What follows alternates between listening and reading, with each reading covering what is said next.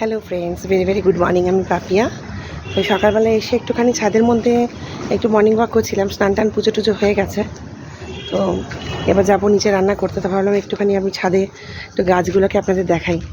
গাছগুলোতে জাস্ট কিছুক্ষণ আগে জল দিলাম। বৃষ্টি হচ্ছে এখন যদিও, কিন্তু তাও পুরো মাটি ভিজছে না। মানে এখন বৃষ্টিটা এমন হচ্ছে, হালকা হালকা বৃষ্টি হচ্ছে। এই দেখুন আমার ছাদে গাছগুলো। এই দেখুন লেবু গাছটা। এই লেবু গাছটা আমার বড়ই হচ্ছে না। কি করলে বড় হবে বলতে পারবেন আপনারা? কি করলে এটাতে ফল হবে? ফলও হচ্ছে না, এইভাবেই হয়ে আছে। এই যে এটা আমার টগর গাছ,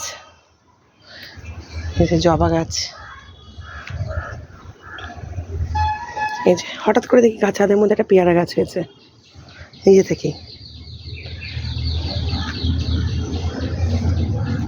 এটাও আমার জবা গাছ। এটা হচ্ছে কারি পাতা গাছ।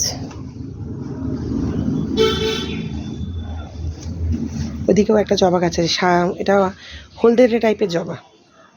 আর এইগুলো লাল জবা। আর ওই দিকেরটা হচ্ছে পঞ্চমুখী জবা।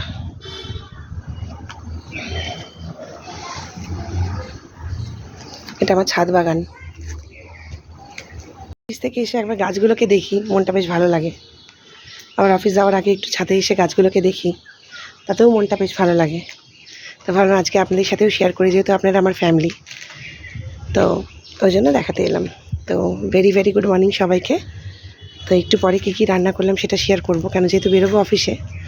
তো তার আগে শেয়ার আপনাদের সাথে এবার করে নেবো কী কী রান্না করেছি। তো টাটা সবাইকে, খুব ভালো থাকবেন, সাবধানে থাকবেন। আবার আসছি পরে নতুন ভিডিও নিয়ে। টাটা।